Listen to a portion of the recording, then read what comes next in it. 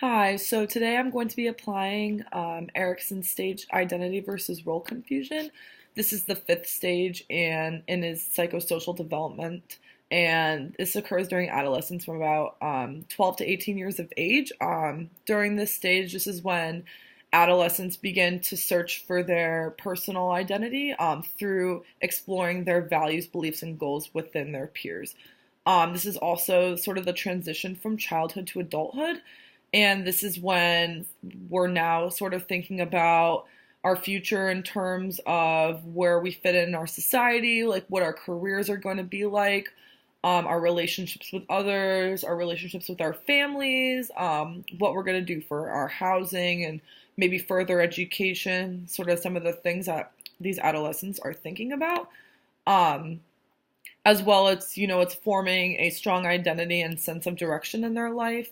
And by this, we're going to be experimenting with different roles, activities, and behaviors to find that identity.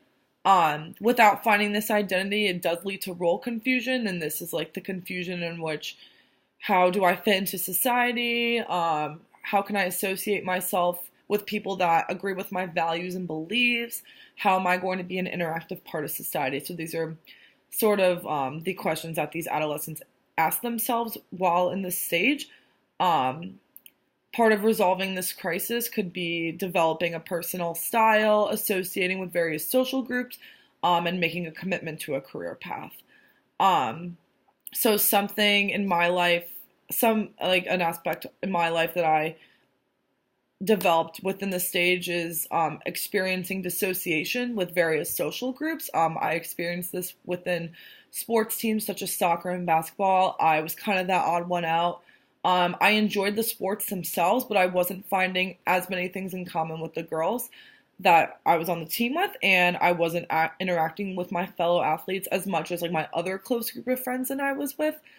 Um, Along with that, it was hard for me to find my place in high school, so I would really never focus on one thing. I would just, always spread myself thin, try to join as many clubs as possible to try to find my sense of identity within high school and hopefully take this identity with me into my undergraduate college years. Um, so that was kind of, I was kind of questioning to myself, like, who do I identify as? What can I take from my culture to represent in this life? And I was basically taking on more than necessary to try to find my identity. So that was kind of my downfall. So, as well, this is the time in your life when you're experiencing the genital psychosexual stage from Freud.